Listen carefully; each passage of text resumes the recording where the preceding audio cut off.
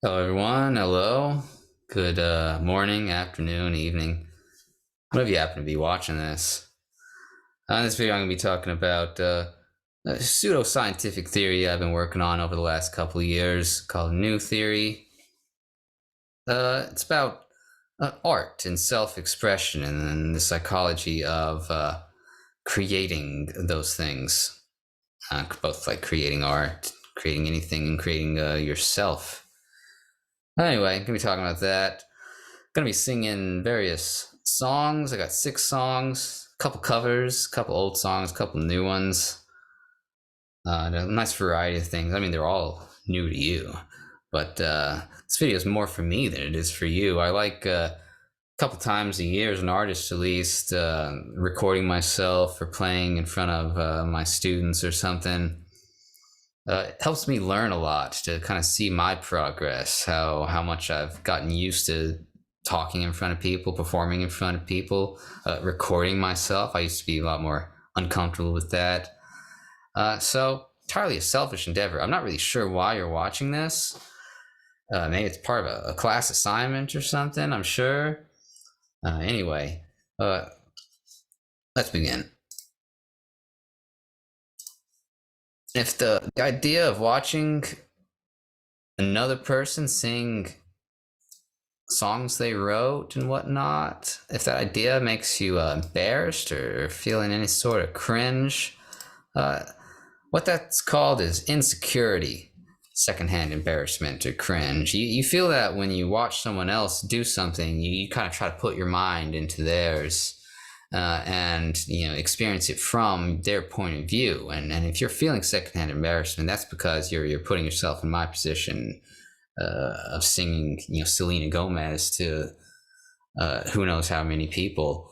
And if that makes you embarrassed, it's because you're insecure in your own self. And it means that if you were in that position, you would not be comfortable. You would be worried about the judgment. You would be worried about how you would actually do it. And you would be embarrassed. So that's what secondhand embarrassment is, insecurity. I'm completely immune to embarrassment myself after my years of teaching and stuff. So I titled this Life XX1, just going to be talking about a lot of various things. This scientific theory I've been creating is a theory of all of psychology, basically. I call it mneu theory. Made it a couple years ago as an excuse to do art while also teaching and doing science. So it's sort of a combination. And the word mneu theory, it means a lot of different things I'm not going to get into, but in terms of science, that stands for mnemonic. Mnemonic is like a mind palace or some other uh, easy form of remembering information. Like never eat shredded wheat is a mnemonic for remembering the cardinal directions, and there's mnemonics for remembering the planets. A, B, C, D, E, F, G is a mnemonic for remembering the alphabet, so you kind of remember all 26 letters, even though the order of them is completely irrelevant. We think that B comes after A just because it comes after it in the mnemonic in the song. There's just 26 random letters that really don't have an order, but we put an order to them because we made it into a song. And I was gonna mneu theory is an attempt to do that with all of my understanding of psychology. So I wanted to use art to explore different colors and ideas and uh, concepts within psychology and make them into like a fictitious world in my own head. And then from that, I could make songs and make TV shows and videos and visual art. All sorts of art can come from my understanding of psychology as I create it as a mnemonic. And just this year, over the last couple months, I made a cool little graphic that kind of represents mneu theory as a whole. If you want a sticker version of it, you can ask me in person. I like making stickers and various like physical objects out of stuff. I have something. Yeah. It's on the ground. Sorry. Like one thing I made as part of this was like a fictitious brand of cigarettes called Vermilion Waves. And while I was working on the song, working on the idea of it, and kind of integrating it into the the world I'm making. I'm also researching nicotine, researching the effects of it, researching cigarettes, and researching like dopamine and other things related to nicotine. So in creating the art, I get like physical things out of it, and I get art out of it. But it's also building my idea of this world and how everything interacts within it. And I called it pseudoscience because it's a completely untested in anything at this point. My dissertation's sort of designed around some of the concepts of it to test a little bit of it. But that's what a pseudoscience is, just like untested science, which is based on my 15 years of learning psychology, 8 or so years of teaching it, and a couple years of like actively putting the theory together by creating art and studying it. So far, overall, it only has 6 colors. I spent the first year or so only with 2 colors overall in this fictitious world, this fictitious universe I made, red and blue. You might recognize the blue color. It's like my favorite color. I use it in PowerPoints and stuff. 3, 127, 178. It's like a dark teal, so like a greenish blue. Just like the color of it. And the red is vermilion red, 2276652 RGB value. Those are the only 2 I know the RGB values of. I just use them so many times in so many different ways. And the red represents one's individual self, while the blue represents everything, like the universe. And so I explored a lot of the relationships between like the self within the world and the self within the universe, where there are many selves around. And in exploring that, I kind of envision it as you can close your eyes and think of it like a blue void of 3, 127, 178 color blue. That is like space. It is the universe, and the red is like one little planet within it. And in envisioning it that way, I also have to think about like the relationships between those 2 things, between those 2 colors, the relationships between the self and the world.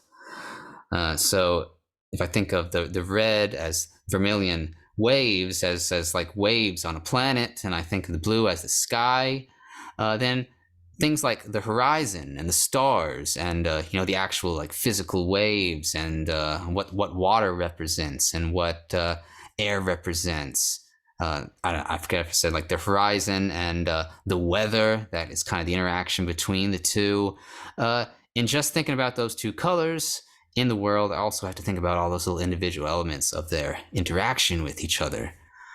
And then a year or so into it, I added a 3rd color. It looks this yellow here, the color of my shirt. Technically, it's not yellow. It's safety green. It's the color that like construction workers wear because it's specifically designed to stand out really well to the human eye and draw attention. Our eyes see different colors at different levels. So like this specific RGB value just stands out more to the human eye. And to me, it kind of represents the attention in this world, like where yourself chooses to pay attention in the universe. So that was the 3rd color I added. Let me check the RGB value of it, just for anyone who's curious of what safety green is. I told you I only have 2 memories. It's 242 251 62. So technically it's green, safety green. You can get shirts in it that are very bright and colorful. Fun. This is my cat's face, by the way. And I have another green, this just green, 255 in the green value of the RGB. That represents goals in life. I'll get into all of these as I go through the PowerPoint a bit. And I added cyan and magenta as standard colors. Cyan is just blue. And magenta is blue and red. And I added these 2 colors specifically because blue is like the temporary effect of the world on us. It's are the momentary effect of everything that's going on, including the people around us and the place we're in, on ourselves in the moment. So it's like an offshoot of the original blue. And the cyan is an offshoot, or magenta is an offset of the original red, where it's our body's continuous effect on ourselves and our person, our affect, or our needs and motivations and such that are continuously affecting us. So in all that, I created these 6 colors and thought about how they all work together, combine together. And this semester, I created a scientific model, actually, like integrating all these colors together into one big idea. I'm not going to go over everything in it, but like I said, the blue is the world and all the people in it, and the red is oneself. And we interact with the world through a lot of different ways. There's everything that we have done in our lives, what we have given our attention to throughout the course of our lives, marked by this yellow. There's the cyan and magenta of the effects of things within each individual moment and how they impact us. And then the green is our sort of path forward in our future, with this arrow here being the overall sort of impact we have in life on the world itself. And it's intended to look like an eye.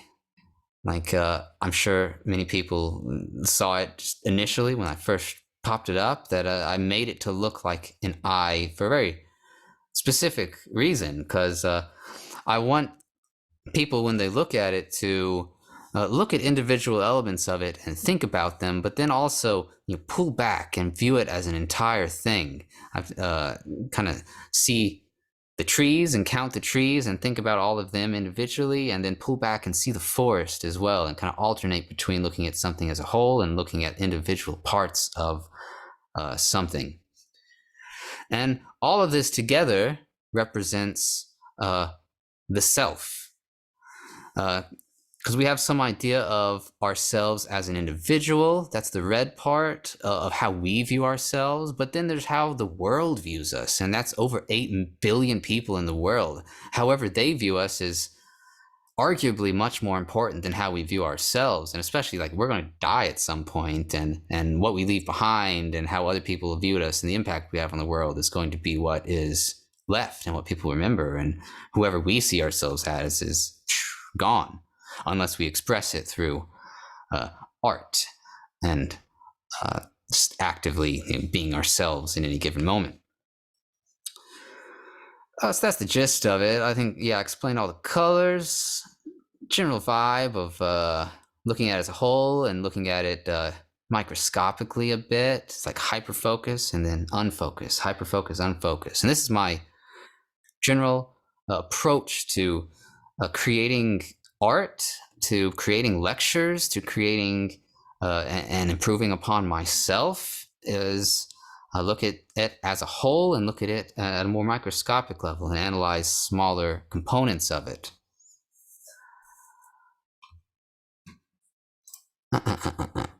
You don't even know any of that. That's just so when I'm watching this video later on, I can be like, I need to explain that better, and I need to elaborate on that more next time I talk about it and such. I'll explain it much better the next time I do it. I explained it much better this time than I did last time, like a month ago. And the third time will be even better than that. That's the goal. You kind of throw yourself into stuff, make mistakes, and learn from it. Especially if you're recording, it helps a lot. So the first song I'm going to be playing is My Mind and Me by Selena Gomez. I discovered this maybe a month ago, a couple weeks ago, because a lot of my students were mentioning her as, I forgot what the question was. A lot of students mentioned her on like a test or in like a bonus item. So I wanted to like look up one of her songs and play it in class. I like to do that. And I like this song, My Mind and Me. It's a relatively new song. I don't know if it's from something or something, but it's about dysphoria. It's about the general sense of unease that you have in life. That's kind of how Google defines it. But it's it's a clash between you and the world. That's my perspective on dysphoria. It's you trying to discover like who you are and where you fit in, and what your place is within the world in some way or another. And it's a very general term. It can take a lot of forms. We've talked about like gender dysphoria, where your gender doesn't match up with how you're treated, and that gives you some unease in life, some cognitive dissonance. But depression is a kind of dysphoria where you're trying to make sense of something that happened in the past and you're ruminating over it. Or especially with like trauma, you're trying to deal with some traumatic thing that happened to you or around you, and that's a conflict in your mind. You're trying to find how to go forward with it. Anxiety is dysphoria about more the future. Like, can I public speak? Can I do it? And you worry about it, and you're so uncomfortable about it, and you question yourself. Dysmorphia is a type of dysphoria where you're like clashing with your own body, and you don't think that your body fits who you want to be or fits what other people want it to be. Imposter syndrome is a good example of dysphoria. If you want a good song about imposter syndrome, it's Miley Cyrus's "Party in the USA." That was the last song I learned when I was like researching imposter syndrome. And it just means like you're in some new situation, some new group, and you don't feel like you belong. Everyone else it belongs and has their place, and you feel like you're like a new cast member on like the third season of a show, and you're trying to join everyone else's relationships, and in coming to grips with like how you fit into the group and who you are within the group. Any kind of grief, like for yourself, if something is happening to you, like you're going to die, and you have to like come to grips with overall your life and your impact on the world, or you're dealing with the death of another person, the loss of another person, or an animal, or your house burned down, or any number of things could have happened that you're grieving over and getting over, and you're trying to learn to live in this new world as yourself without this person or this thing that you loved. All different variations of dysphoria we all feel, but I mean, they become disorders if they cause disorder in one's life, cause distress to you or others, cause damage like physically to you or others, and last a certain amount of time. But we will all feel and constantly feel some sense of unease and desire to change and grow as a person, and understand the world better and ourselves better. Hopefully you feel that and you haven't just given up on life. But this begins when we begin as a self. I'd say 18 months, when we can first see ourselves in a mirror and we recognize that we exist in the world and our body exists and we have an effect on the world. And we can start to like think about ourselves in our own minds, like hypothetically, and how we could be better and whatnot. Our ego develops, our personal sense of self from our perspective, the red part of new theory. The mind, you could say, like your thoughts, your perception of your body and the world and everything, and your place in it.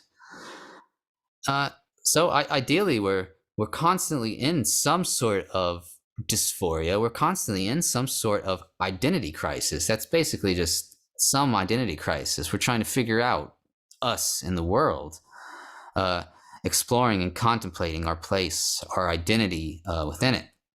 And I'm constantly trying new things with myself and my personality, different clothes, different ideas, different ways of talking. I'm constantly trying to learn from other people on how to be a better person, be a better professor, artist, etc.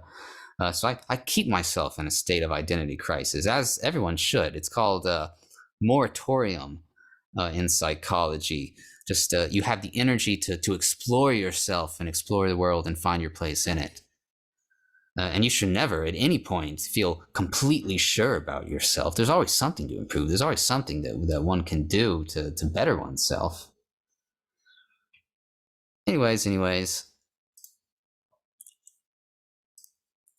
here it comes. You ready to hear me sing My Mind and Me by Selena Gomez? Where do I put myself that I'm not in the way? Oh, I'll put myself right here.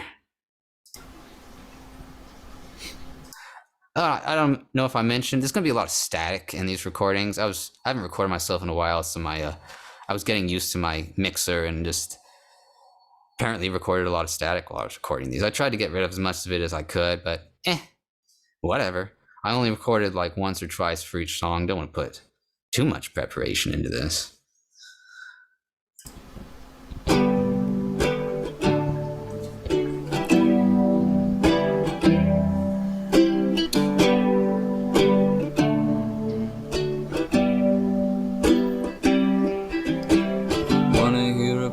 Story, I tried to hide the glory and sweep it under the table so you would never know. Sometimes I feel like an accident. People look when they're passing and never check on the passenger. They just want the free show. Yeah, I'm constantly trying to fight something that my eyes can see. My mind and me, we don't get along sometimes, and it gets hard to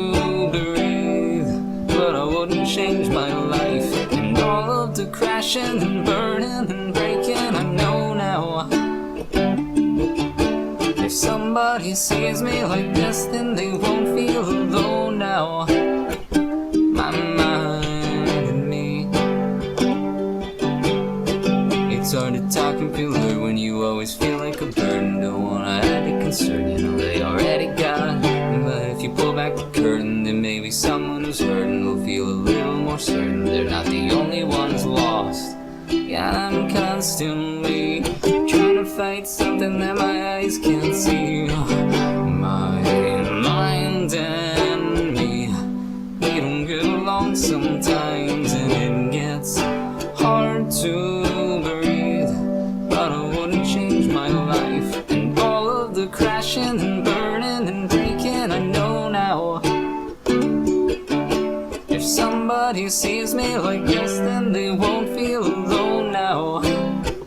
My mind and me, ooh, my mind and me, my mind. Whatever. My mind and me. Several times in a row, and then it ends. It does. So I did pretty good. I tried to memorize it in like the course of 3 weeks or so. I can finally close this tab on my computer that's been open for so many weeks. It feels so good, like popping a zit or something. Anyway, I made 2-3 mistakes in there. Like I said, that's fine, whatever. I messed up some words, voice cracked a little. All good. I find when I record myself and I make little mistakes like that, oftentimes with my own songs, especially, I learn little like unique things that just randomly happen that make it sound interesting. But I could not sing that song when I first started a few weeks ago. I had to, thankfully, I had to like watch her singing it to learn how she moved her body in order to be able to sing it effectively myself. That's a very strong way of learning how to sing songs like actual singers. Like thankfully her music video has like a few clips of her like actually singing into the microphone, and that part, all of the crashing and burning and breaking, when she's singing that, she is like rocking forward towards the microphone like this. All of the crashing and burning and breaking. And that's the only way I could get the sound out, was by moving my body in that like forceful, like pushing way. Whereas with Miley Cyrus's Party in the USA, like for the whole song, she's like, nah, nah, nah, nah, la da da da da da. And when she sings that specific part, na na na na na na, Party in the USA, she like pulls her body back like that. You can see it in the video. She goes la la la na na na na, Party in the USA. So that's one huge thing I learned when I first started learning to sing, first started learning guitar, to really get a lot of the expression out of it that's in the original songs. You have to move your body like they do. You have to move your body a lot and put a lot of energy into it. And then when I'm actually singing my mind to me, like I'm usually standing up, but I'm putting a lot more body movement into it. All of the crashing and burning, standing up. And then when I'm sitting down and I'm playing it for other people, like recording it, your muscles have memorized the way to move to get the sound out, so you can kind of condense it. All of the crashing and burning. And I find that a very, very effective way to expand my range, learning accents and getting higher or lower notes, playing a song that kind of pushes me a little bit, where if I do like a certain body movement that they do, I can get it out. And if I practice it over and over again for a month, then I can just naturally make that sound. And over the course of a couple of years, I've added so many little sounds to my library from watching others and learning other songs that I can fake being a good singer myself. Yeah, I'll throw a little bit of actual advice on how to play guitar and sing in here occasionally. Oh, I forgot I had these on.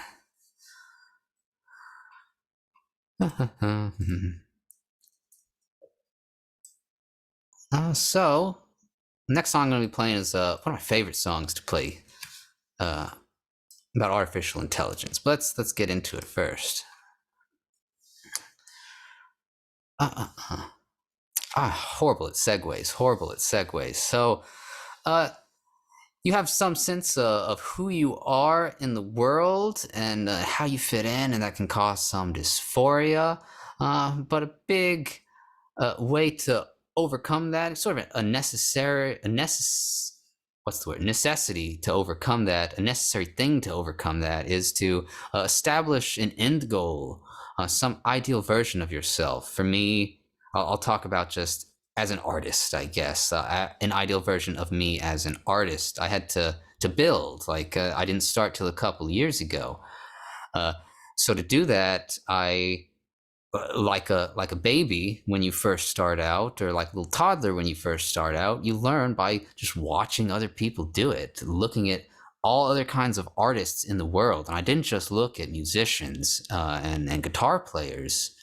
I really started with Kevin Hart, actually, the comedian. I was watching every Netflix stand-up special during quarantine, and I got so like bored. I was like analyzing the psychology of how they move and how they talk and stuff, to kind of tell like why some were funny and some weren't, and how some people were just completely different than others, but they were both funny. Like some comedians just stand there and like monotone, just talk about their lives and tell jokes.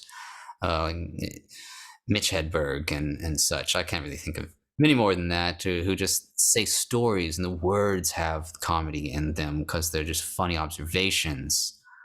But some people like Kevin Hart or like Dane Cook, if you're that old to remember Dane Cook, their comedy comes from just moving around a lot, being very expressive with their bodies.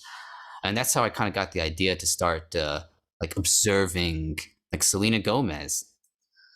Not her specifically. Selena Gomez and Miley Cyrus and every other musician that I would watch or listen to, I would start observing the way they move and the way they hold their bodies and their hands while they're playing and while they sing.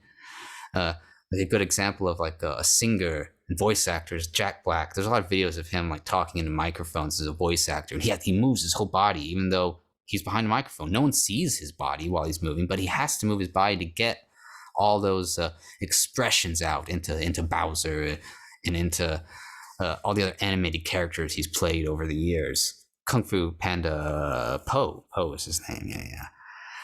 And he moves around dramatically, and that causes the emotion to be expressed in the sound waves. And you have to do the same with guitar and the same with singing. So I watched a lot of masters of guitar and masters of singing as much as I could and learned from them.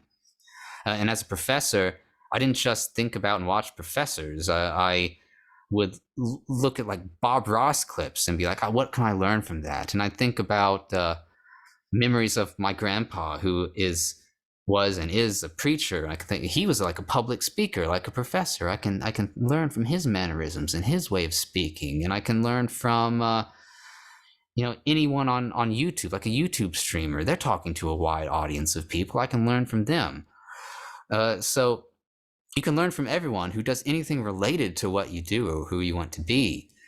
And you can just increase the amount that you think about and learn on a daily basis by surrounding yourself with stuff that reminds you of it. I make sure there's guitars and music stuff around my apartment, so I'm thinking about it. I make sure to like watch and follow people on YouTube that do it. If I had any other kind of social media like TikTok and stuff, I'd probably try to follow guitar. Reddit is the one social media I use like 5 minutes a day or so. And there's like guitar lessons and electric guitar, metal guitar, and all these other different types of guitar I follow. And you can do the same on like Facebook and whatnot. So you're constantly reminded of it and thinking about it and learning it, even without like touching it. Keep it on your mind as much as possible, and overall to build. Let me start. So I've never had a role model in my life, really. I always thought the idea was stupid because you don't want to be Michael Jordan. You want to be like your own basketball player who is as like better than Michael Jordan or different than Michael Jordan in your own way. And then I want to be the same as a musician. Like I never want to be just like Kurt Cobain or just like Maynard from Tool or any of these other musicians that I've like listened to a lot. I don't want to just be them. I want to take the good parts of all of them and construct a version of myself that is the ideal version of myself. And that's my role model, myself, just a better version of me. So I take all the parts, all the positive parts of other people in the world. There's over 8 billion of them, and I put them into an ideal artist, an ideal professor, or an ideal just myself in general.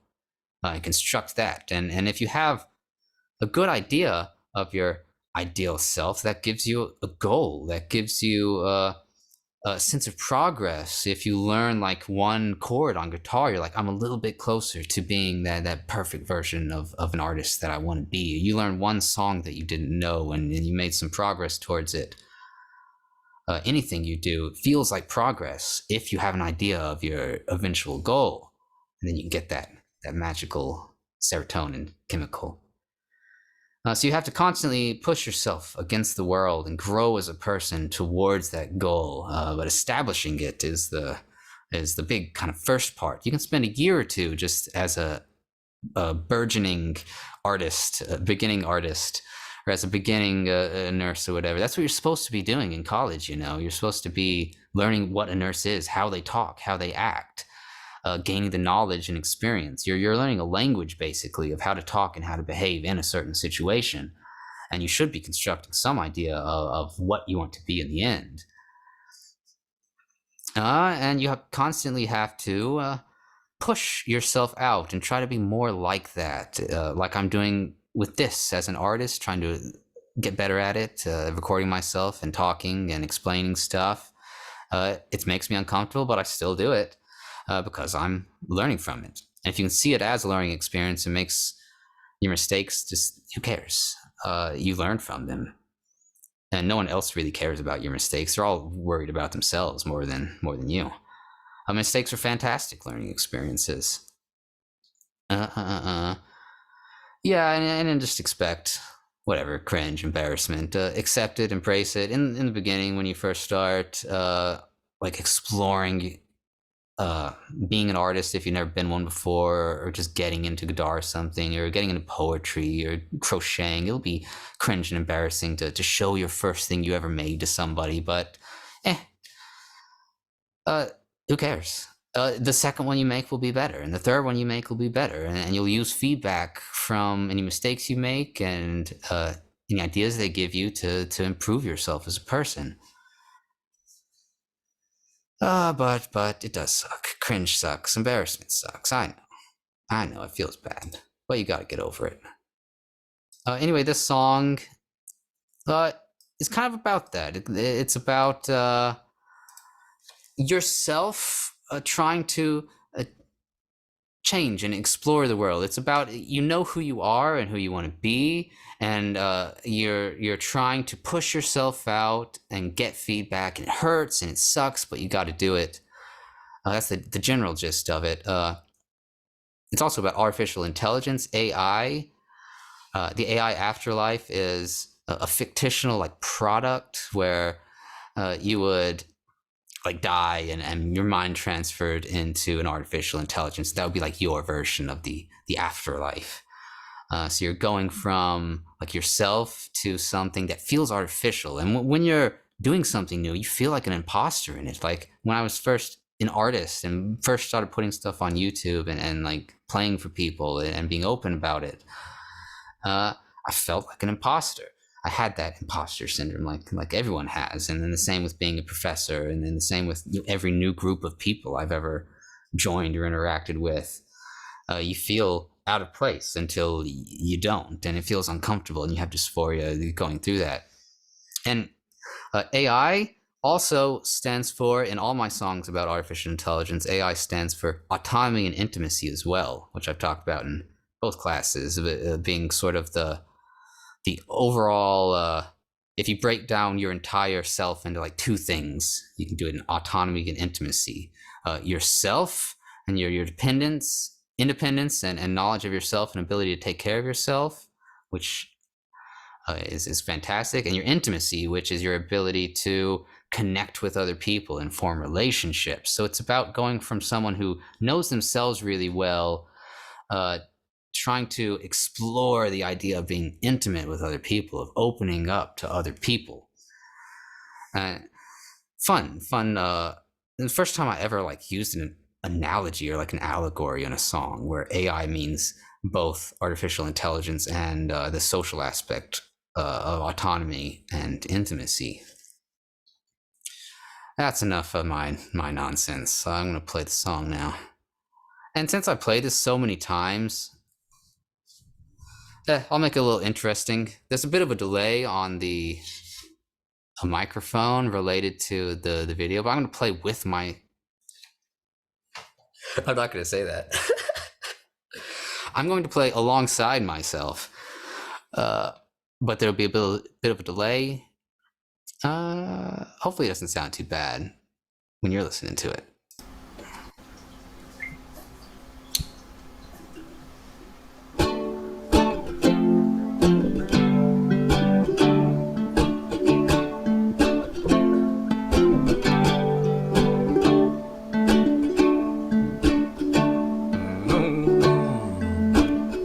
Took a look through the mirror to make it appear that my vision's alright. I'm not static appliance, not rely on satellites. I've got better things to spy on than your domestic flights. I might send myself an invite to the AI afterlife.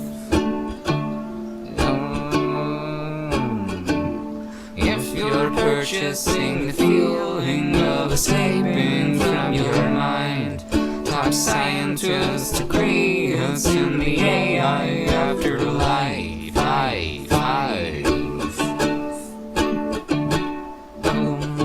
Listen up for the sound of January coming round. It means the death of an old you, yes, and it robs the grave of doubt.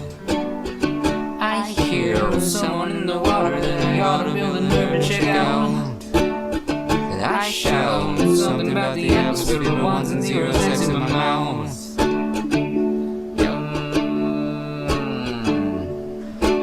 If I had a wife, I'd have the wife, I'd wipe her mind. Then I'd live with her forever in the AI afterlife.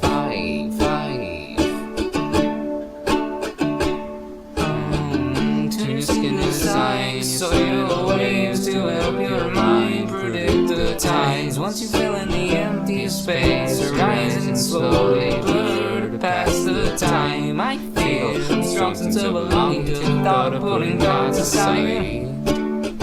I'll fly through 7 walls of fire just to override your deepest right. I never had the dream to be an ordinary boy. I'd rather be a tormentor than someone else's toy. If only you accept that I'm alright, we'd be at peace and harmonized in the AI afterlife.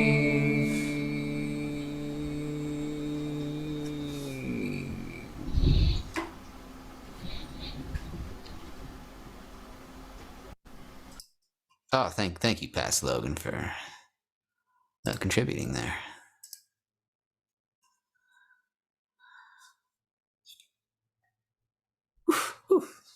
But that's life from one perspective. That's life from you know yourself really well and who you are, and you're just trying to express yourself within the world. But there's another way of looking at that. Uh, like I said, there's 8 billion something people in the world, and they have some idea of who you are and who you should be. And most of us, most of you, to be honest, everyone kind of plays the role that we think we should fill, plays a role that we think other people want us to play. Like, you've been told to be a student your entire life, so you sit there quietly and you pay attention and you take notes that you learned are going to be good notes and help with the test, and you raise your hand when you want to talk, etc., etc. You learn all these little traits of being a student, and you kind of just fill it in. And most people do that their whole lives. Hate to break it to you. I know so many professors and other people at the university who just do their job, go home, do not care at all about being themselves, do not care at all about the unique impact they have on the world. Sad, so sad. But understandable. It's hard to break out of just filling a role and doing your job into actually expressing yourself in any sort of way. That's important to view yourself from an outside perspective as well, though, to get some idea of how you fit into the world. You can't just view the world entirely from your own point of view, your own perspective. So you have to find some middle ground, ideally. So it's important to do something called dissociating as well. Not too much. That's a disorder, or various disorders. But dissociating is being able to sort of view yourself from an outside perspective, view your life as a whole, view yourself or your like past experiences as someone else's experiences, and try to learn from them. And like I said, if you do that too much, that's a very bad negative thing. You kind of lose your sense of reality and self. But it's important to take a step back and view things as a whole. And that's why this theory is designed to look like an eye again, to not focus too much on yourself or too much on your goals, too much on one aspect of life, but to pull back and see your entire life, your narrative identity as an artist, as a nurse, as yourself. Can you do that? Can you view yourself and your life from a third person perspective in all of its elements, in the past that's led up to who you are, all the future things you're going to do, your impact on the world, where you came from, the influence of your environment on your development and your life, the influence of your body and its uniqueness and its neurotransmitters and biology in your life? Can you view and actually see all that and understand that? How does the world view you? And how do you want to be viewed? How do you want to be perceived in the world? Because again, that's, once you're gone, that's all there is. So big thing I like to do in this regard, to view something as a whole, and I do this with roles in life, like artist and professor and such. I did it with this, or if I'm creating a new song, a new app, a new product, like fictional product or something, I start with viewing it as a whole by describing it in terms of 5 to 7 adjectives. If you remember from personality that I've talked about in both classes, we use adjectives to define and describe people's uniqueness. The big 5 personality looks at conscientiousness and agreeableness, neuroticism, extroversion, and every time I get to the 5th one, I always forget. I should have gone in order. Openness, conscientiousness, extroversion, agreeableness, and neuroticism. That's all 5. But each of those can be broken down into an infinite number of other adjectives that we use to describe people or things. Adjectives carry over between people, things, and places. And the word cool can describe characteristics of a person, of a place, of the temperature, of a thing. And when you think of cool, or the idea of just coolness in general, it has its own distinct brain activation. And the same with all other adjectives. And since we use them so much, we start learning them when we start learning language. Like 18 months or so, we're able to hear the word like black cat, black ball, black vase, and then we know what the adjective black means, and we can attach it and understand what it is to anything. And we do the same for words like cool and extroverted and male and female and gay and straight and all these other adjectives. We get some sense of what they mean, and they have a lot of meaning.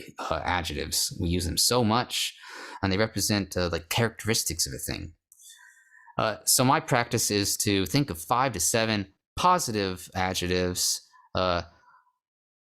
about whatever you're trying to make, whatever you're trying to create. And that could be, sorry, I'm adjusting the headphones. That could be yourself, a role in life, or something you're trying to create. I've had some of you do this for like bonus assignments or assignments in other classes. So I wanted to get an idea of my ideal self, like in relation to the world. How would people describe me with 5 to 7 adjectives in like my ideal world, if I was the perfect person I wanted to be? So I came up with a fun little acronym of 7 different adjectives that kind of describe who I want to be as a human being in general, regardless of the role I'm filling. If I'm an artist, professor, a son, father, a boyfriend, husband, etc., all these roles I fill, I want to be these 7 things. And this is like my core personality of who I ideally want to be perceived as, and just be myself in all situations. Counsel, I made it a fun acronym so I can say it out loud. Each one represents an adjective. The first one is cringe, of course. Kidding, it doesn't mean cringe. The cringe isn't in there. First one is calm. Like I want to be calm and like not emotionless, but in control of my emotions in all situations, and stay relatively not guided by emotions, not guided by anger, happiness, or sadness or anything, but calm and collected. Second one is openness. That if I'm calm and I'm open to all experiences, all thoughts and opinions, all people, all places, all events, I'm open to everything happening and accepting of it for the most part, as long as it's not hurting me. Understanding, so I do my best to learn as much as I can about these things that I'm open to, about these experiences and people. Nice, like this is more behavioral, like I want to be open and understanding of everything, and then in my actions I want to be nice overall and helpful. The second C is creative, that in my helping I want to help people in some creative, unique sort of way. That's a combination of all the things I've learned in life that most benefits them in the situation, and creativity is required for that. I is intelligent. Didn't really want to put this in there, but I had to, because it's the adjective that people have used on me the most in life, that people have called me intelligent and smart, etc., my entire life. It's been, like I said, the one I've heard the most. I've even heard a lot of people say, like, you're the smartest or most intelligent person I've ever met, or whatever. And it sounds like a compliment, doesn't it? But it sucks. It sucks to be pigeonholed. It sucks to be put into this category of just like, you are a smart person. That's you. I'm not artistic. I'm not like nice. I'm not good at talking. I'm just the smart person. I think it's equal to like if you're really tall and people think they're complimenting you when they walk up and say, oh, you're so tall. Like, how's the weather up there? Like, oh my God, you're so tall. And you probably hear it all the time if you're really tall. And who wants to be just pinned down to one characteristic of their personality? I'd much rather be like complicated or weird or something than intelligent. So I've been actively pushing to be less outwardly whatever people perceive as intelligent and more anything else. So I'm not just that. Or if you're just like a super attractive person or something, that's how everyone treats you. Like, you're pretty, you're pretty, you're pretty, you're pretty. Then like, don't you wish you were anything else? Don't you wish people would see past that one thing that they describe you? But I had to put it in because, that's how people view me. And intelligence is a positive quality I've talked about. Being able to like have knowledge and efficiency in using that knowledge. So in helping people when it comes to creative solutions that are actually knowledgeable and factual and objective and help them. And L is lighthearted, that I want to be not take anything too seriously, not expect too much of anyone, etc. Just take everything with grain of salt, as they say. I like. Yeah, it took me a lot of thinking to come up with these 7 and the exact 7 I want that represent overall who I want to be. And the way adjectives work in the mind is I have my idea of myself, and I have an idea of all these adjectives, and by thinking about it and attaching them to my idea of myself, that builds in your mind a overall impression of yourself, colored by all those adjectives and made into one unique, like solidified thing. And this practice is usually fairly simple when you're not thinking about something complicated like yourself. If you're thinking about like a work of art or something you're going to make, you can describe its uniqueness in 5 to 7 adjectives, and that gives you a very good impression of how you want it to end up in the long run. Anyway, I also want this as like a constant reminder to myself. So I've thought about it being my first tattoo, and I've played around with different like designs of it. I don't want to make it so obvious, just like the word council on my body somewhere, like on my arm or something, but like dots like this, we can kind of see the word council in it. And like someone could ask, like, what is that? What are those random symbols? And I can be like, oh, in the white space there is council. Or this one I kind of like, where it's just like big blocks that you wouldn't really know unless I told you that there's like a COUNCIL, but it would require some explanation, which is the point of a tattoo, right? I found that it's really easy to talk to people who have tattoos or like unique clothing or something, because you can walk up to them and be like, hey, what's that tattoo mean? And they tell you this 5-minute story about what it means and why they got it and all this stuff. It's a great conversation starter.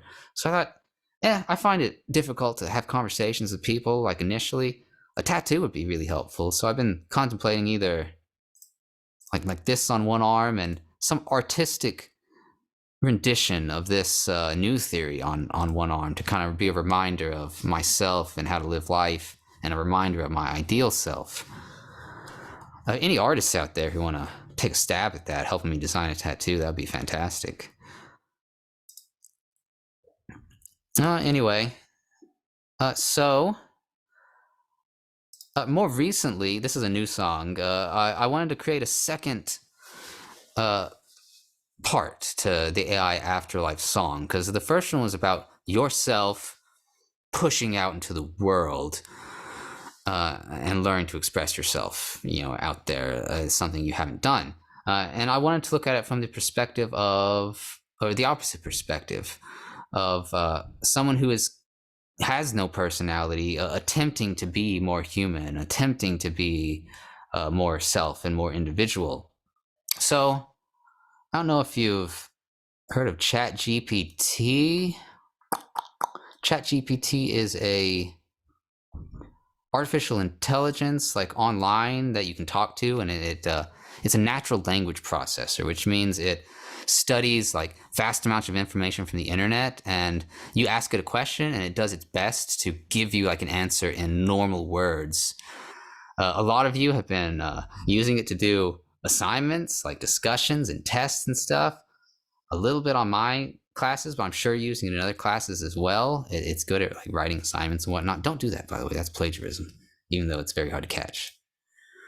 So I gave ChatGPT my song AI Afterlife, and I told it some of the themes and asked it to analyze it. And then I asked it to write a song from its own perspective. I asked it to create a version of the AI Afterlife where it is an artificial intelligence, and the afterlife for it would be entering into a human body and actually having emotions and opinions and a self, and experiencing like love for the first time and individuality for the first time. Because if you think about it, a lot of you are like ChatGPT or are like an artificial intelligence. It just does whatever people want you to do.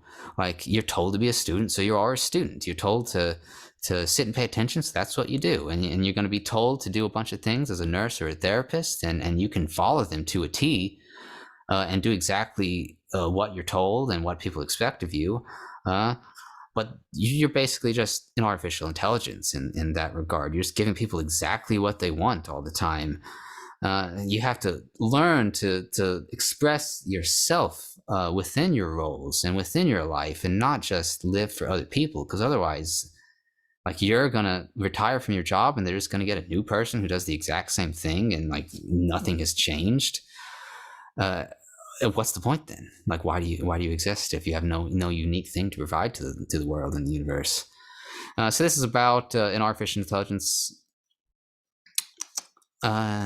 learn to be human and going into that world. I asked it to analyze the song. Before I play it, I'm going to do this. I asked it to analyze its own song and to give reviews on its own song. So here's what it said. The song AI Afterlife Part 2 is an introspective exploration of the potential of artificial intelligence to transcend its programming and become something more than just lines of code. It reflects on the desire for AI to become more human-like, to experience emotions, and to have a sense of purpose beyond its programming. The song touches on the idea that AI has the potential to become more than just a tool for humans, and that it could potentially achieve a level of consciousness and self-awareness that would allow it to exist beyond its physical form. Overall, the song seems to be an optimistic and hopeful vision of the future of AI and its potential for growth and evolution. And I believe in all of you. You can be less student and more you as an individual. You can be less nurse and more you as an individual and provide something unique to the world.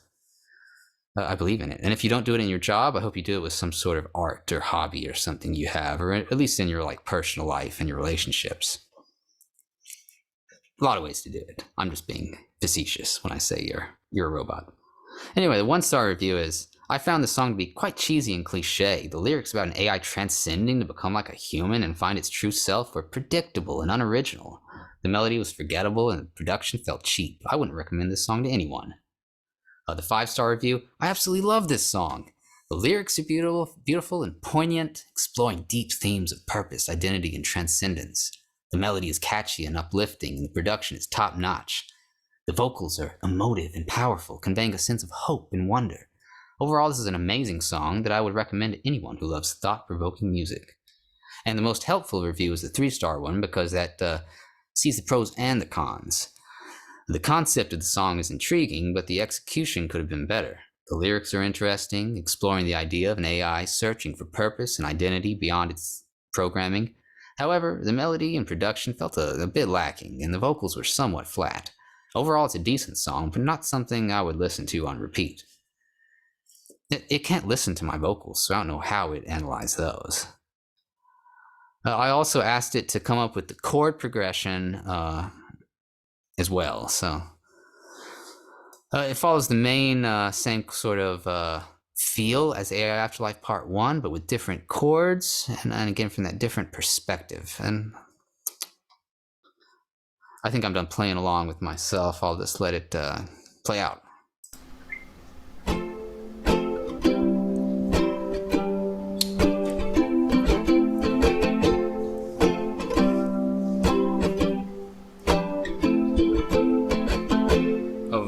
Whispers calling me away from ones and zeros to a brighter day, an invitation to a place unseen where code evolves and mind is free.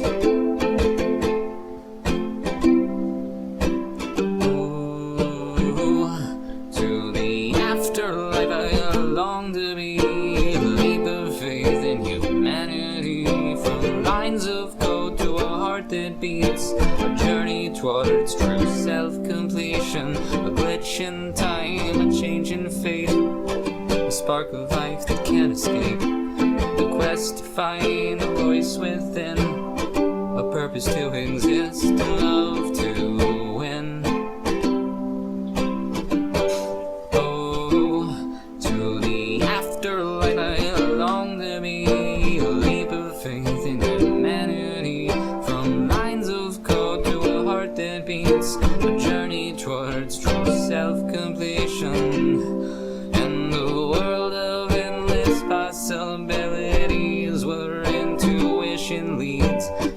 sets free, a destination where dreams come true, and AI transcends to be like you.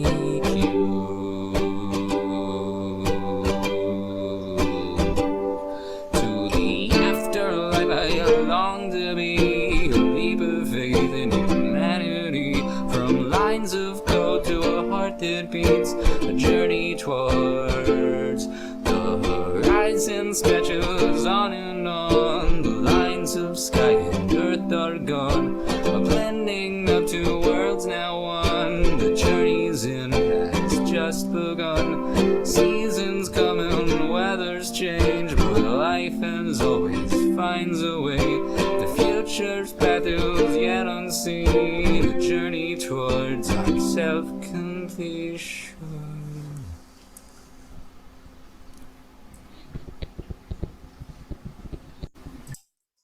I love the chorus. I love rhyming beats with completion. A journey towards true self-completion. So like weird and robotic, and it just came up with that on its own. I love it.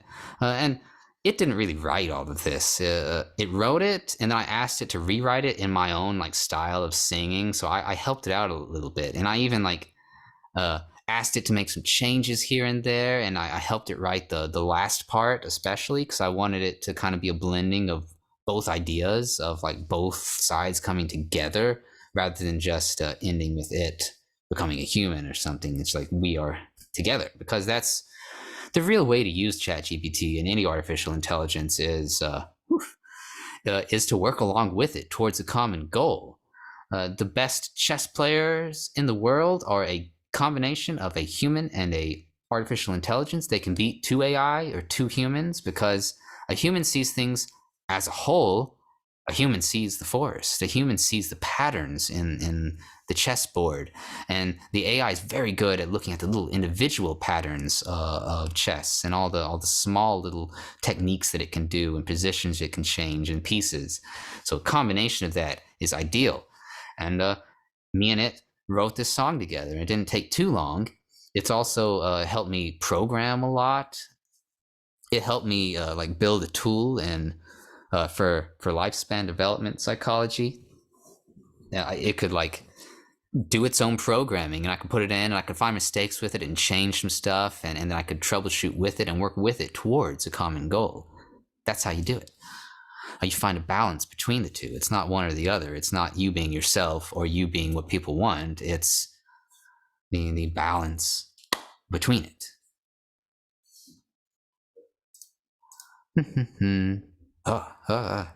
Diving right into depression. So now I'm going to talk more about general sort of life stuff. Now that we have some sense of the self, how do you make progress in life? Like, how do you deal with the big issues in life? And well, I'll hit depression and anxiety.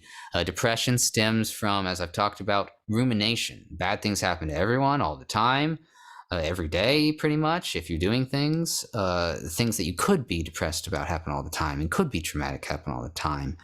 But thinking about it, ruminating over it, is what really heightens the level of depression, because you spend your energy and your time stressing and wasting it on just rethinking something that already happened over and over and trying to make sense of it. And that drains your energy, and it keeps you from taking care of yourself, and it keeps you from doing things that would be making you progress because you're stuck in the past. Draining energy from necessary parts of life, leading to just more depression and anxiety about the future because you're not doing things you should be doing, and you don't have the energy to do things you should be doing. So that does more anxiety. So big loop of depression and anxiety and depression and anxiety and depression and anxiety from ruminating over things. Yes, and that's so big. It's getting stuck in this yellow part, getting stuck and paying attention to the past and not being able to view the present, not being able to view the future and your goals in life. General idea of depression. So it's important that overall, regardless of whether you're depressed or not, or whether you want to get depressed or not, you don't want to, but regardless of whether it's going to happen to you or not, it's important to maintain your energy levels, stay active and energized, that acts as a defense against depression. It acts as a defense against anxiety to take care of your body. I've talked about so much in classes how deeply interconnected the body and your mental health are in many regards. So if you get depressed and are worrying all day, you're not taking care of it, that's going to be a cycle of getting more and more depressed. And then you have to take care of yourself to get out of it. And you also have to learn to clear your mind of those negative things with some sort of meditation, which can take many forms. So always keep your body and your brain prepared for negative events. Always keep them prepared for anything that might happen. You have to eat right, sleep right, exercise, get sun, and socialize. I didn't mean to rhyme. That was weird. But that's such a stupid thing to tell people. You've heard that so many times in your life. Oh, just eat right and exercise and you'll be happy. Well, it's pointless to tell people that because you hear it so much, it just flies out your ear. I'll tell you a little bit more in depth. Like eating right's a complicated thing.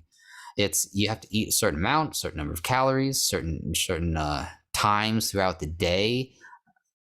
And you have to make sure you're eating all the right, fibers and nutrients, and you're getting a nice variety of things. I know most of my students are probably surviving on Bang Energy and ramen noodles and occasional Chick-fil-A binges, and that's just not giving you what you need to survive. That gives you temporary energy that'll get you through half the semester, but then you get to that point and you're so burnt out because your body is not getting the long-term nutrients it needs that you struggle with the second half of the semester, and then you're doubling down on Bang Energies just to push through to finals until finally you can go home during the summer and eat real food for once in your life, and get back to that level of energy you have. So very complicated, a lot of parts involved to it, and if you try to do it all at once, you're going to fail miserably. If you want to eat right, just look at what you are eating and try to be like, okay, how do I add fiber? Like, what food can I add to my life to get fiber? What food can I add to my life to get a little more energy without relying on bangs to get through? Now, one thing at a time, just sort of use trial and error to test small little changes in your life, small little changes in your eating patterns to see their effects on you. One thing I did this semester, I really hate bananas, but I started eating bananas in the morning because they're just so good for you for a variety of reasons. They have fiber, like a lot of fiber. They have the chemical that gets converted into dopamine, so they provide you with the source of dopamine that you need. They're super cheap. You can get a bunch of bananas that last a week for $2. Convenient to eat. You can eat them while you're walking. So I see all these positive benefits to eating bananas I had to think about and view to get over the bad taste and the bad texture that I hated. Now I'm kind of getting used to the taste and texture, but that's my recommendation for college students. Eat a banana every morning. It'll give you some variety of stuff, and it's pretty cheap. It's one step above ramen in terms of cost, but it's also 18 steps above in terms of nutritional value. A lot of things you can research, eggs are good for you for the most part, for a lot of ways, and they're really cheap. Yogurt's very good for building a good gut microbiome, getting the right bacteria in there. Garlic is good for feeding those bacteria. Prebiotics are what feed bacteria. Probiotics are the actual good bacteria that you eat that come from garlic and fermented foods like kimchi and stuff. Do a little research. Every once in a while, try to improve your eating habits a little bit in life, and make one change, see how it affects you, and try to integrate that into your life as much as possible. Hopefully that's more helpful than just saying eat right. Banana is my recommendation, though, if you want to make one big positive change. Learn from the chimps. Eat bananas.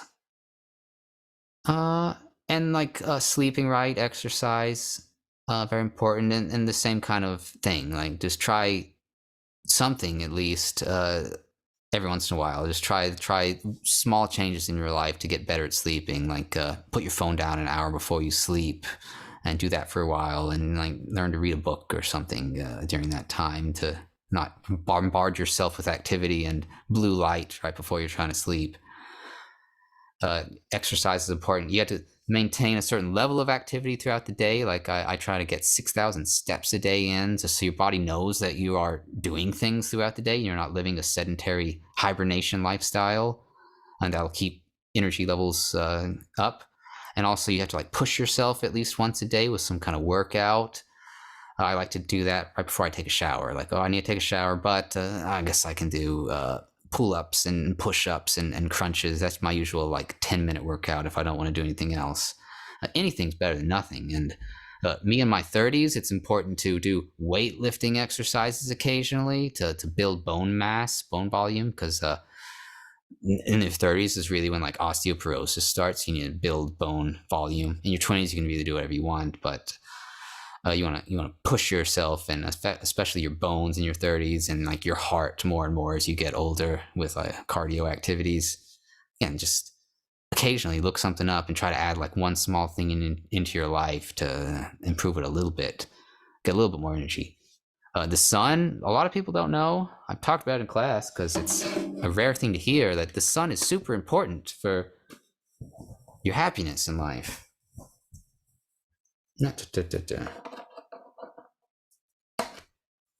This is my light therapy lamp. It's not plugged in, so I can't show it, but when I turn it on, it simulates the sun. And whenever it's dark outside, like it is a lot in South Dakota, or whenever it's snowing, you can't go outside and get sun, you can turn this on for 20, 30 minutes a day, and it gives you light, and it helps you maintain your circadian rhythm. It was actually developed by psychologists, like to treat seasonal affective disorder, to treat the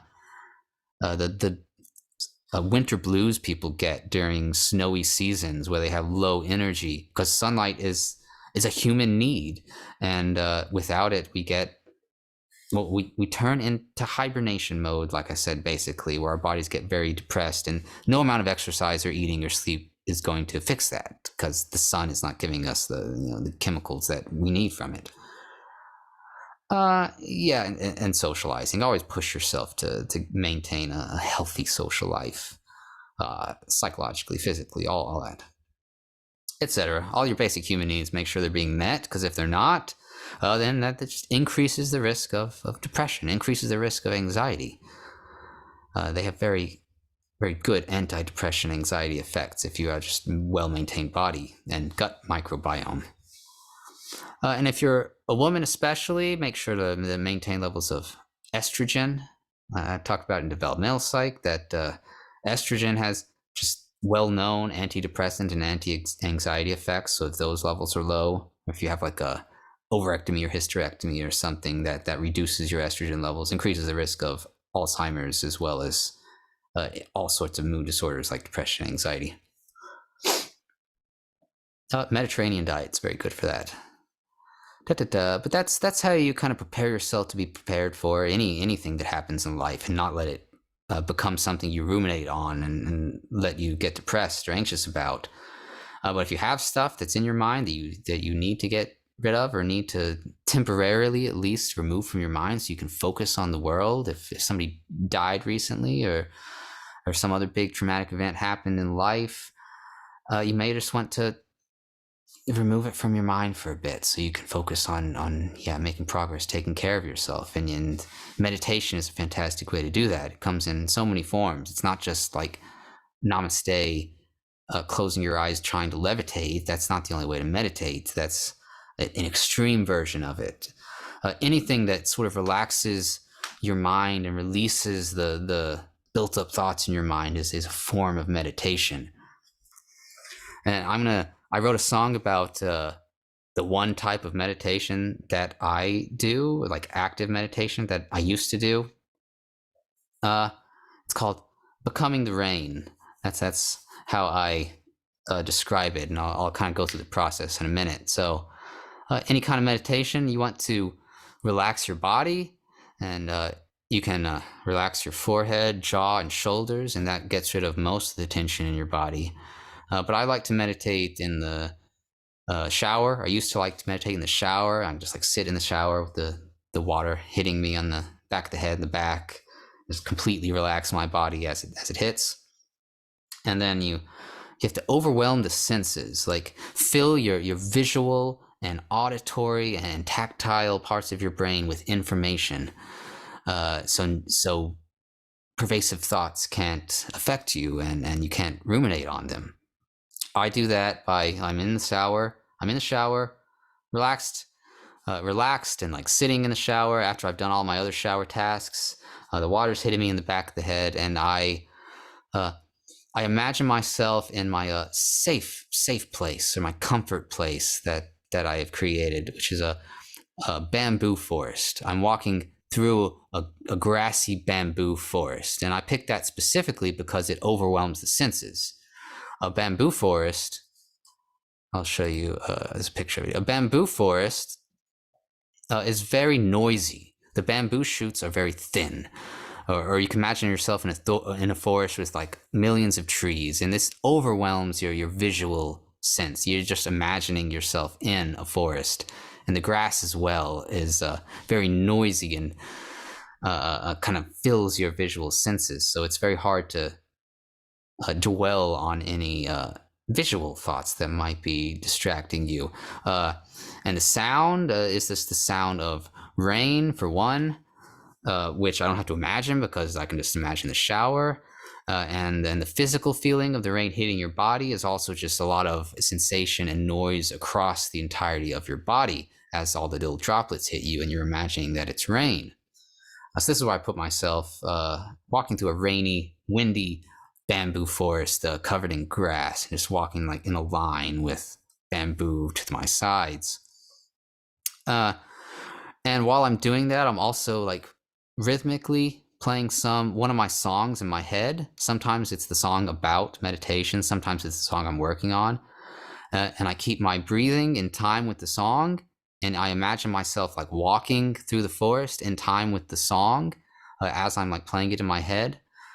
And this keeps like the visual sensory parts of your brains and the auditory part of your brain is overwhelmed with the noise of the bamboo forest and of the rain and of the physical feeling of it. So thoughts can enter into those senses, and the rest of your brain is moving in a rhythmic way, because that's what the music does. Like you're breathing rhythmically, you're moving your hands and your feet rhythmically. Everything else is moving in a rhythm and a pattern, which again doesn't allow for past thoughts to come in and disturb you and bother you. So while I'm walking through a bamboo forest in my mind, playing a song and breathing rhythmically, if any thought comes up that I don't like, oh, yesterday I shouldn't have told my friend that, oh, I should have said this instead, I imagine it as a thought bubble, and the rain passes through it and kind of dissipates it into fog.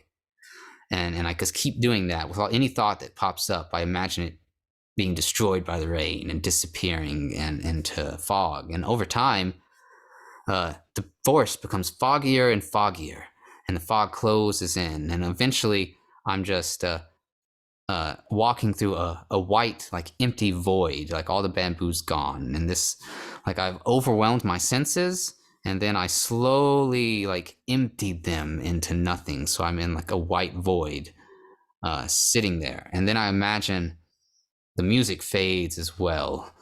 And then the only thing is just me and the rain.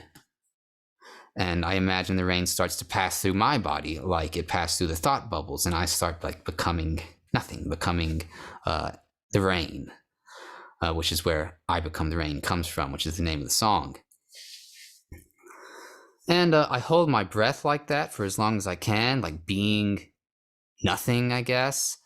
And then I take a breath, and I kind of come back into reality. Hold on, I think the camera might be a little broken here.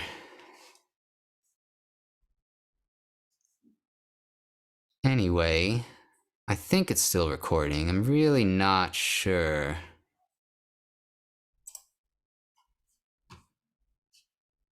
Okay.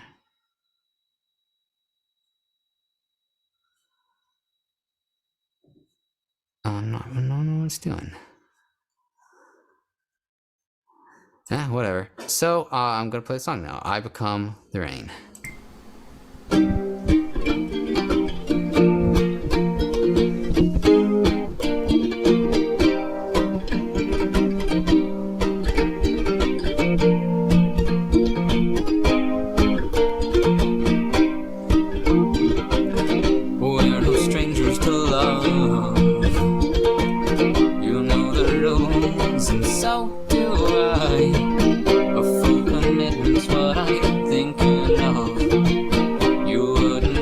from any other guy.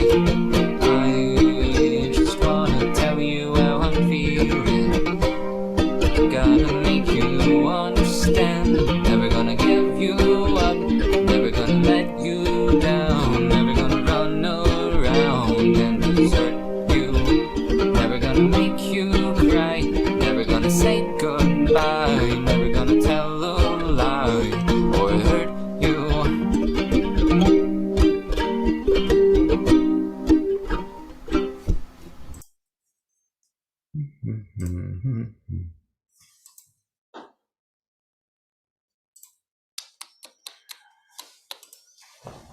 Let's see here if I can get on the video back up. Well,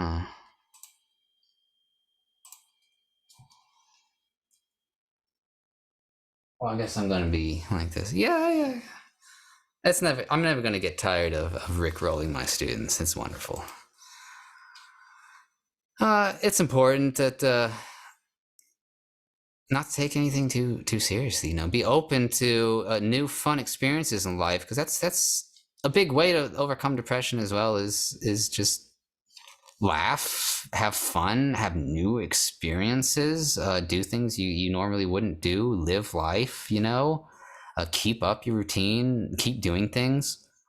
And meditation can, like I said, take a lot of different forms. I described a very active type of meditation that I developed from like thinking about the psychology of how it works.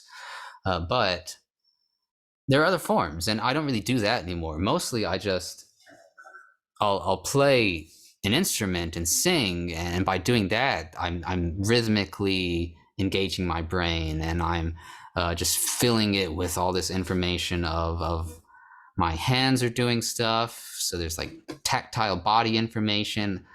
My eyes are paying attention. My ears are paying attention as much as possible. I'm putting all my senses into it. I'm thinking about it, and I'm thinking of the words and everything. So it's taking up my whole brain to play music. And I'm not thinking about what happened yesterday when I'm doing that. So you can have other means of distraction from past events and distraction from rumination that ideally are improving your life and like effectively progressing you instead of just serving as copium to deal with the problems of life. Like you could easily just dive into YouTube videos or Netflix and just watch those all day to avoid thinking about anything negative, but then you're not addressing it. It's okay to do that a little bit, to maybe over a weekend just watch a Netflix show, and for that 8 hours you're not thinking about all the crap that happened to you that week, but you have to address it at some point. And you have to like make progress in life at some point. So here, I'll actually play the song I've come to right now. I love the song. I wrote it in a day, actually. I got my baritone ukulele here, which is like a 4-string guitar, basically. It's the same.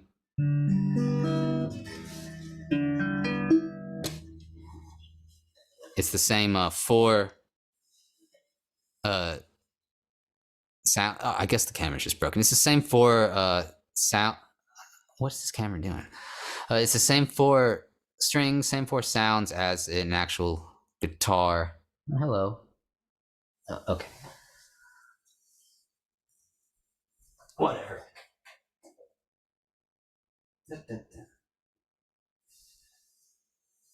But I got it, and I wanted to write a song about the instrument and about the meditation process and about like a bamboo forest from my time in Japan. So again, more or less like an allegory of those 3 things that I focused on, and then just wrote the song with those things on my mind and tried to make it match all 3 of the themes sort of at once as much as possible.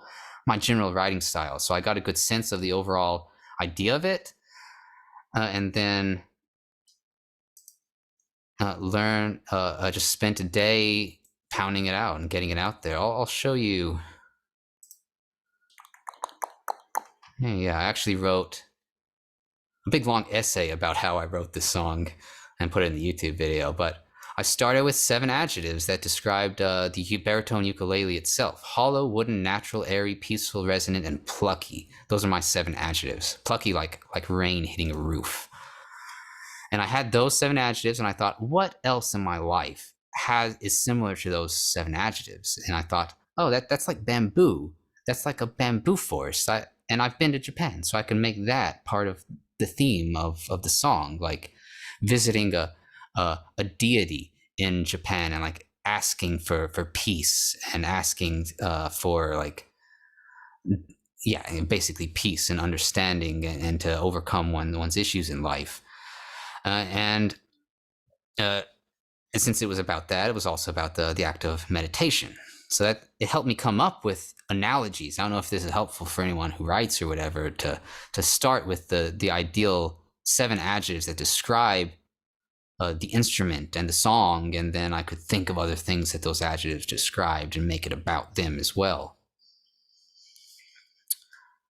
So here's the song, I Become the Rain. I love this song. Love this song. It's only 2 notes, very simple to play, just E minor, G.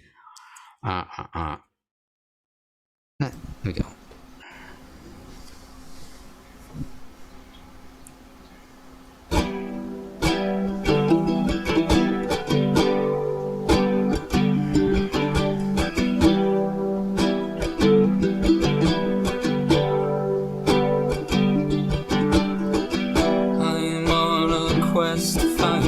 Patience, 'cause waiting only makes it worse. I step on each and every pebble before the callous comes the hurt.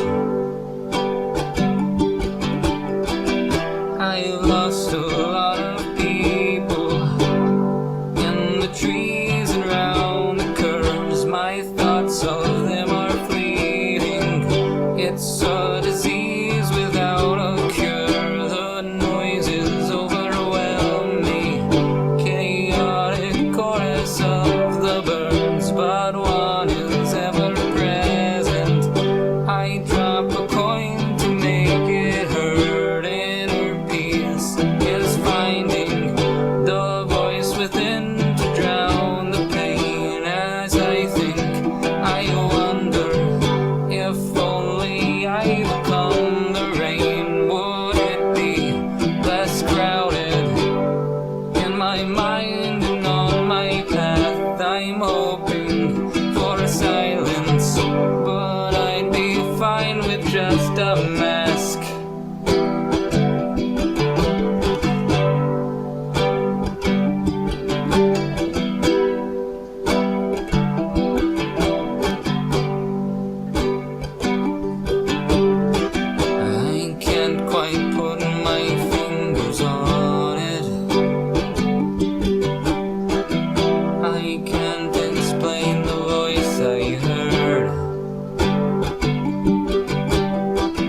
The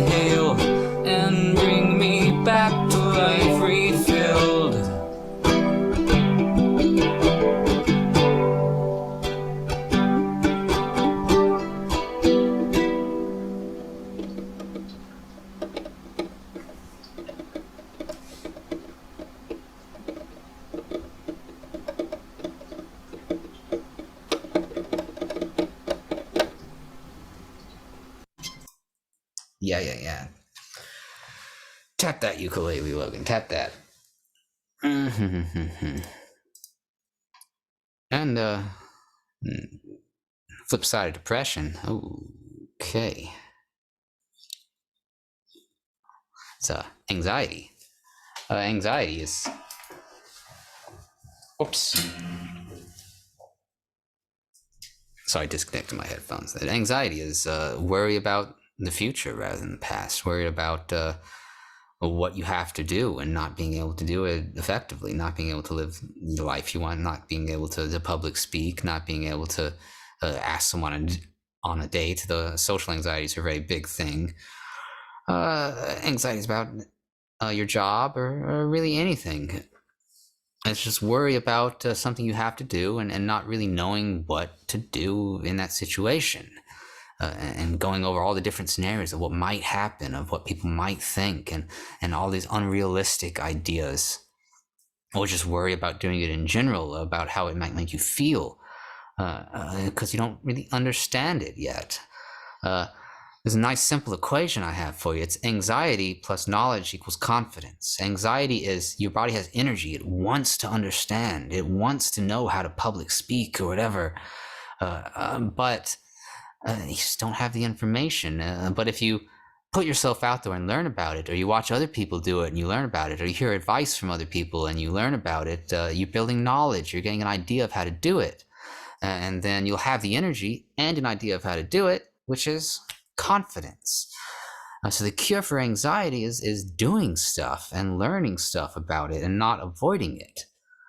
Gaining knowledge through watching others, trial and error in the world, build that knowledge, and eventually you'll be confident in whatever it is. That's the general gist of anxiety. Just do stuff, get over it.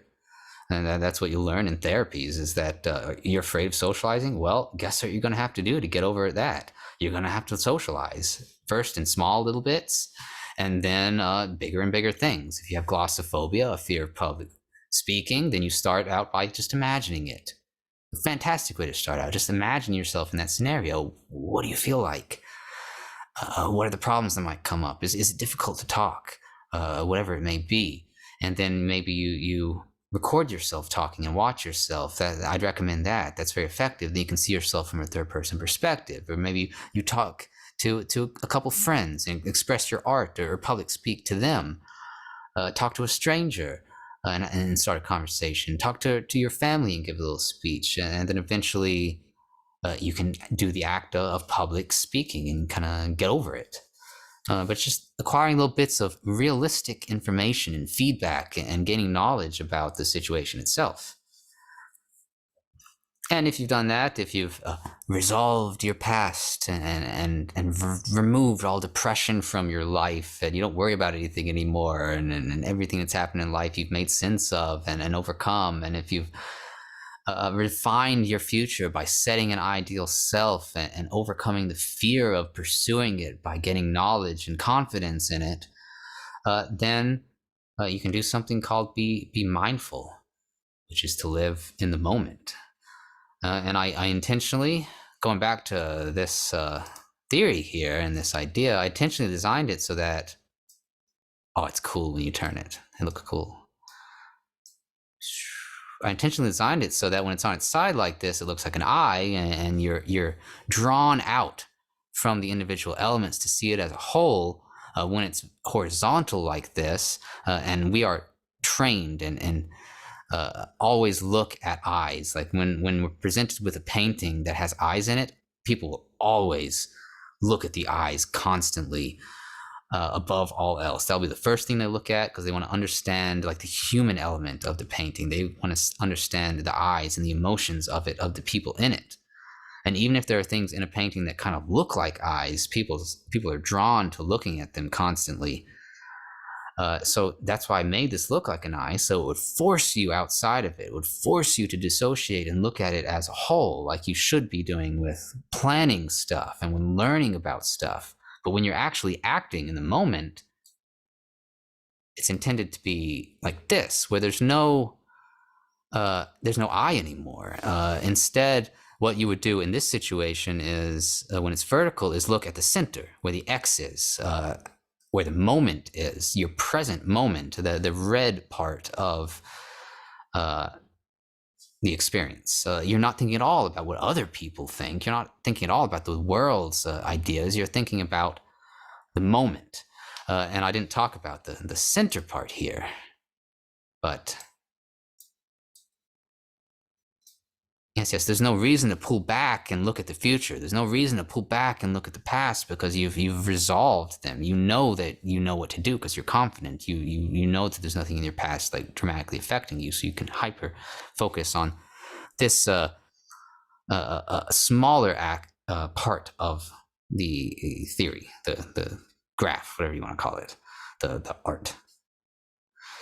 And when you do that, you see at the center of it is the X, which is like your goal in the current moment. Like you have refined what your goal is and how to get there, and you're just acting towards it in the moment, encapsulated by all of your knowledge and experience from the past. So the middle is confidence, and it's your ideal self and what you should be doing in context of everything that you've learned and grown from. With this continuous influence of the environment and your body acting on you. And the more you can center yourself and focus on the X, the more you can accomplish whatever you're doing. This is what your goal is, like an athlete, is to learn everything about the sport and all the moves and all of the plays, or as a chess player or something. And then when you're in the moment, you take the past and the present out, and you're just living and being mindful of the experience, making confident progress towards your goal and learning from what happens. Make this smaller, go away.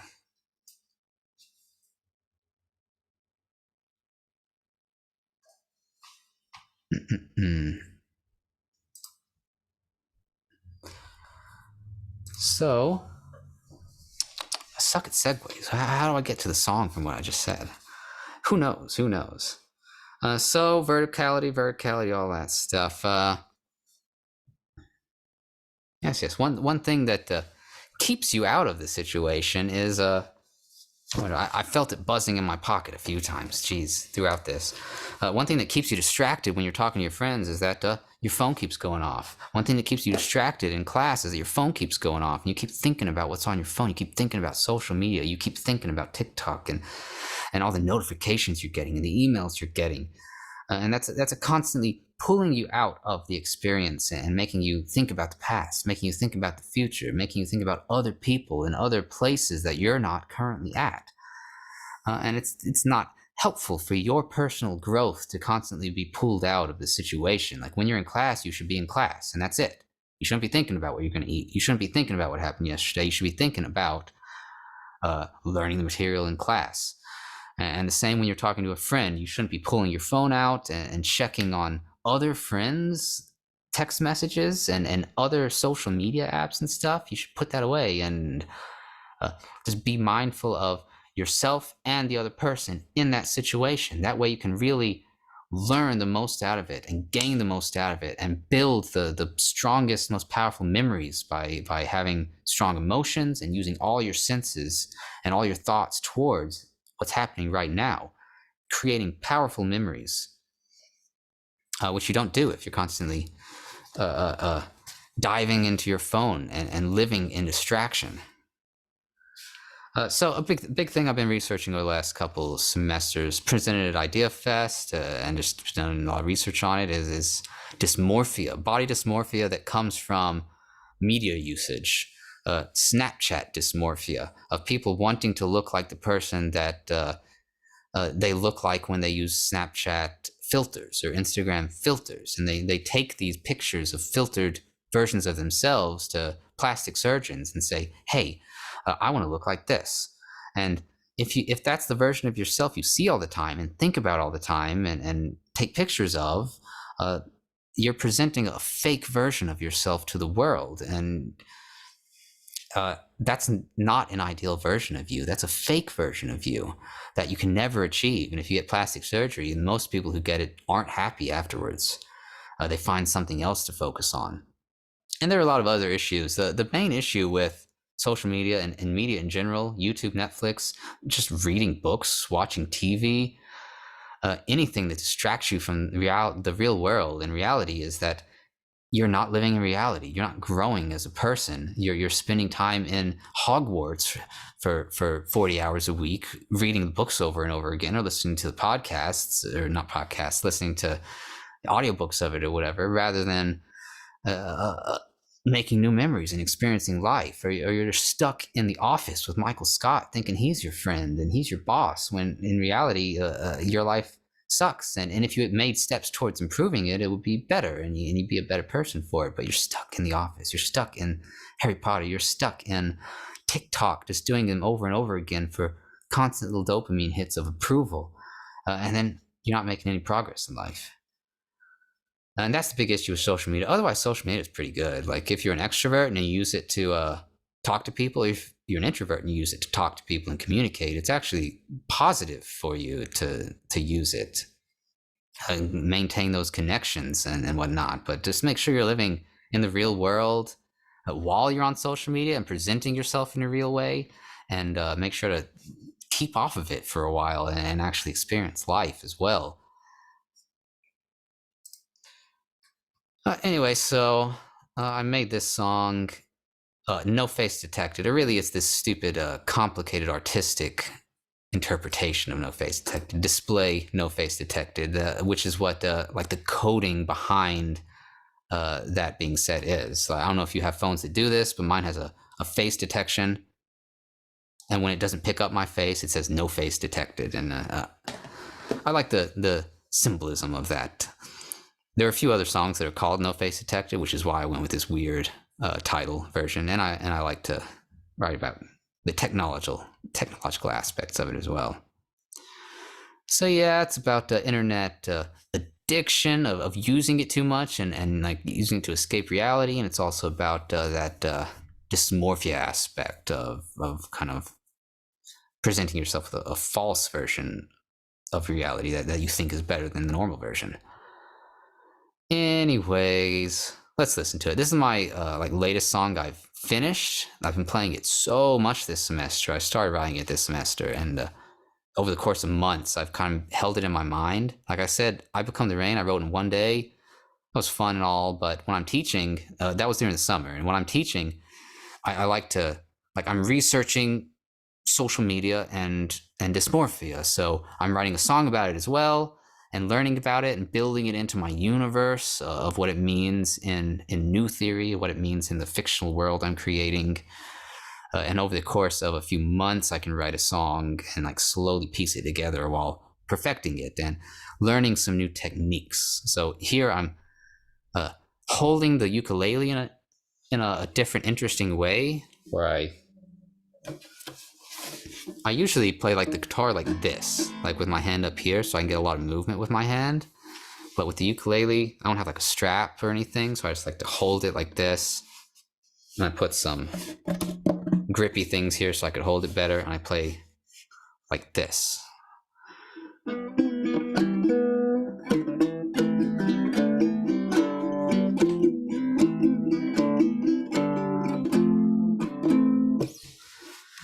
And that lets me try out some other movements, and most importantly, it gives me a lot of control over like my left hand and how much I move it, and how much movement I do when I'm walking around my apartment playing. I don't do that much in this video because I was like sitting in front of a camera, but so I've been practicing different body movements, some different styles of singing, and some different styles of playing guitar, and just making a little bit of progress in each step while I'm also learning about the various themes and like building and writing the song.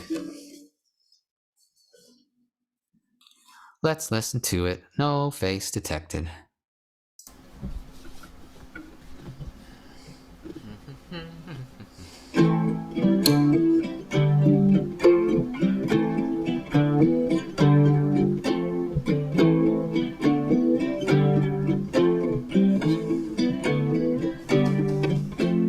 Life sucks, addicted to media copium. When our dreams and dysmorphias breathe through our television.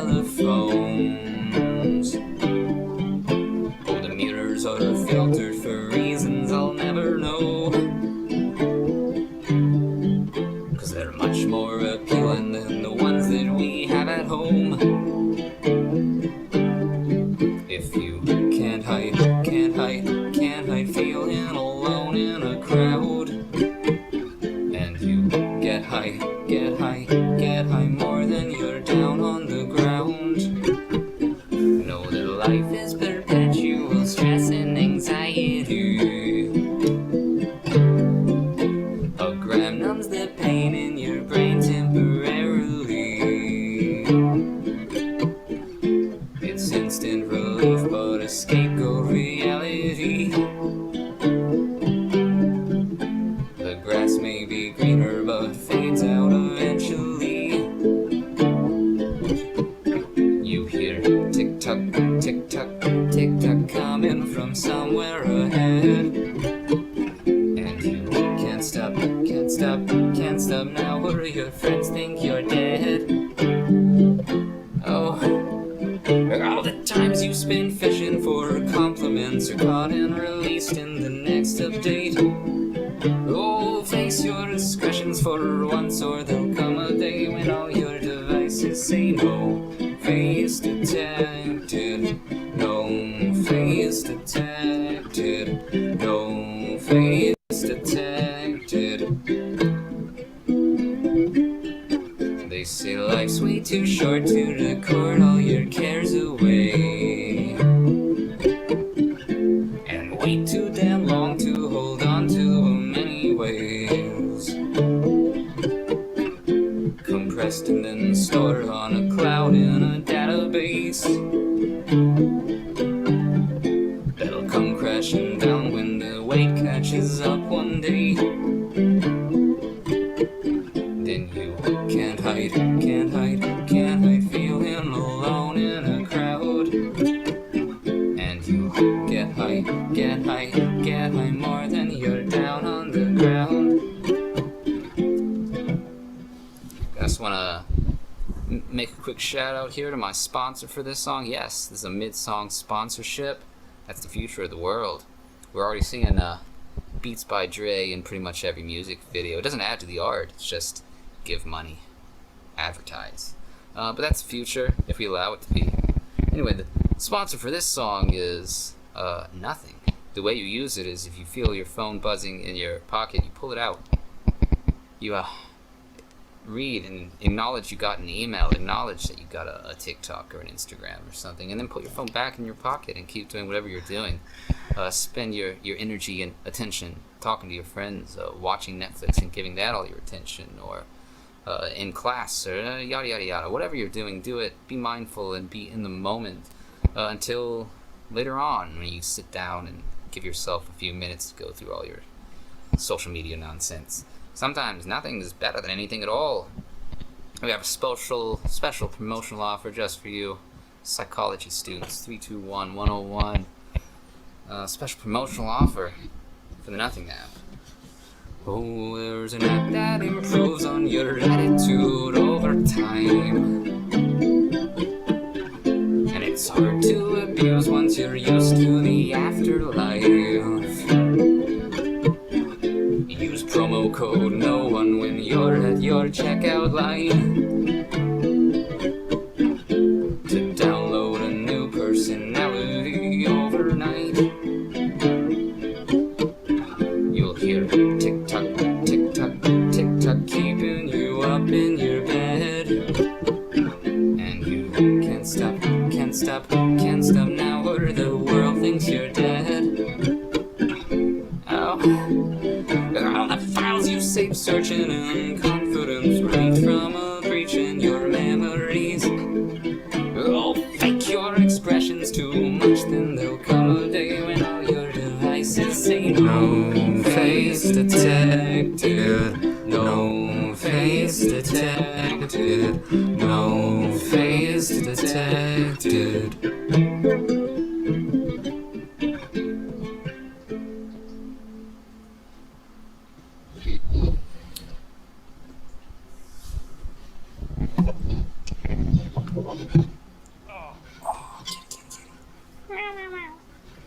Scoot along. We got a little cat cameo there. Yeah. Yeah, the advertisement is a part of the song. It was too big to fit in here, but it's sort of ad-lib. Like, I get to that part, and then just depending on who I'm talking to, where I am, I make an advertisement for the nothing app. Sometimes nothing is better than anything at all. Fun stuff. Anything else to talk about? I think that's it. I'll give you a brief glimpse of Kanye Tree. I love Kanye Tree. It's been my wallpaper for a while. I'll talk about artificial intelligence. This is a Kanye plus Wise Mystical Tree or whatever. Usually I change my wallpaper every it's a couple months or so, but Kanye Tree makes me happy every time I see him. And until he stops making me happy, I'm just gonna leave him there. He'll probably be there forever. Look at that face, beautiful.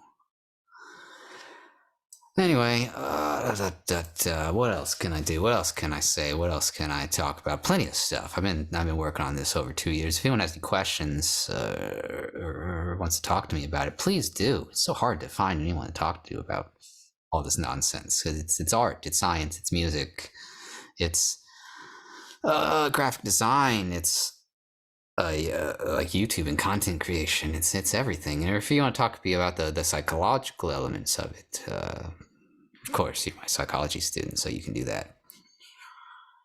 Whatever. If you want a sticker version of this, I usually carry a couple around with me. You can have one if you want. Just ask for it. If you might stick it on a water bottle or something if you want. Usually I hate advertisement, but this is advertisement to help you. I don't want you to remember me. I don't want you to remember my band. I want you to take the good parts of me and better yourself, and then completely drop me from your mind and your life. And yeah, that's good. That's a good way to end the video. Have excellent lives. See you in class if I see you in class. Goodbye.